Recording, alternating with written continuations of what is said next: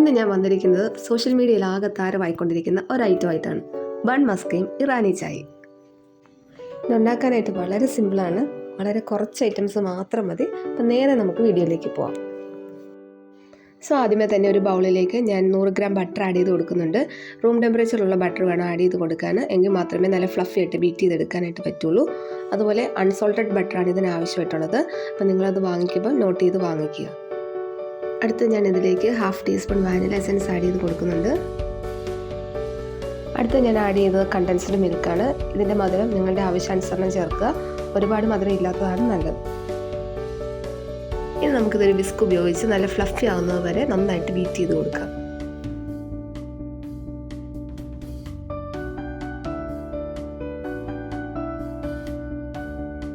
അടുത്ത് നമുക്ക് ഇറാനി ചായ ഉണ്ടാക്കാം. ഇതിനായി ഒരു പാൻ അടുപ്പത്ത് വെച്ച് അതിലേക്ക് 2 കപ്പ് വെള്ളം ആഡ് ചെയ്ത് കൊടുക്കാം. 1 ടേബിൾ സ്പൂൺ ചായപ്പൊടി ഇട്ട് കൊടുക്കാം.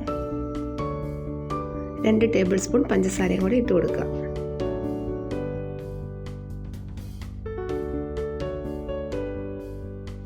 നാലഞ്ച് ഏലക്ക ചതച്ചതും കൂടി ആഡ് ചെയ്ത് കൊടുക്കാം. ഇനി നമുക്കിത് ആവി ഒട്ടും പുറത്തേക്ക് പോകാത്തവരെ നന്നായിട്ടൊന്ന് മൂടി വെച്ച് ഒരു 30 മിനിറ്റ് തിളപ്പിച്ചെടുക്കാം.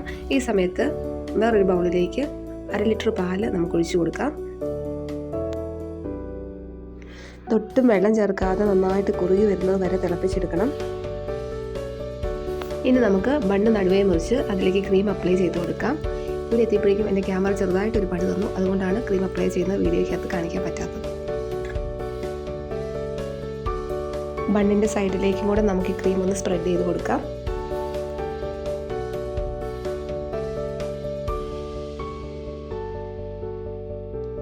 അപ്പോൾ ഇതാ നമ്മുടെ ബൺ മസ്ക ഇവിടെ റെഡി ആയിട്ടുണ്ട്. അപ്പോഴേക്കും ഇത് നമ്മുടെ ചായ തിളപ്പിക്കാൻ വെച്ചിട്ട് ഇറക്കുറ 30 മിനിറ്റ് ആയിട്ടുണ്ട്. നമുക്കിതൊന്ന് തുറന്ന് നോക്കാം. ഇത് തിളച്ച് നല്ല കുറുകി വന്നിട്ടുണ്ട്. കറക്റ്റ് ഒരു പരുവത്തിലേക്ക് എത്തിയിട്ടുണ്ട്. പാല് നന്നായിട്ട് തിളച്ച് നല്ല കറക്റ്റ് പരുവത്തിൽ കുറുകി വന്നിട്ടുണ്ട്. ഇനി ഇതിലേക്ക് കുറച്ച് കണ്ടൻസ്ഡ് മിൽക്ക് കൂടി ആഡ് ചെയ്യാം. ഇതും ഒരു ലൈറ്റ് മധുരത്തിന് വേണ്ടി മാത്രം ആഡ് ചെയ്താൽ മതി. ഒരുപാട് മധുരം ആവാണ്ടിരിക്കുന്നതാണ് നല്ലത്.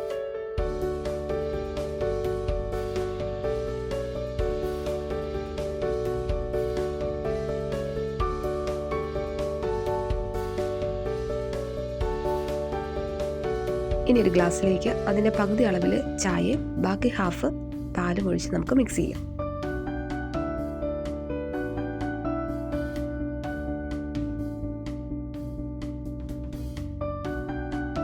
അപ്പോൾ ഇത് ബൺ മസ്കയും ഇറാനി ചായ ഇവിടെ റെഡി ആയിട്ടുണ്ട്. വളരെ സിമ്പിളാണ്. വളരെ കുറച്ച് ഐറ്റംസേ ആവശ്യമുള്ളൂ. ഇത്രയും വൈറലായ ഒരു ഐറ്റം നിങ്ങളും ട്രൈ ചെയ്ത് നോക്കുക.